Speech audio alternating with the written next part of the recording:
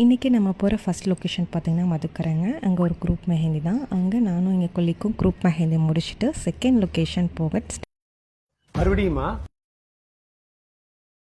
First லொக்கேஷன்லேருந்து second location கொஞ்சம் லாங்குங்கிறதுனால சின்னதாக ஒரு டீ பிரேக்கும் எடுத்துக்கிட்டோம். ஒரு வழியாக ரெசார்ட்குள்ளே வந்துட்டோங்க. நாங்கள் போனது துவாரா ரெசார்ட் தாங்க. செம்ம ஸ்பாட்டுங்க. என்னடி சொல்ற? நீ என்ன சொல்ற? என்னடி சொல்ற? இந்த ஈவெண்ட்டுக்கு நாங்கள்லாம் ஒன்றா சேர்ந்து தான் வந்திருக்கோம்.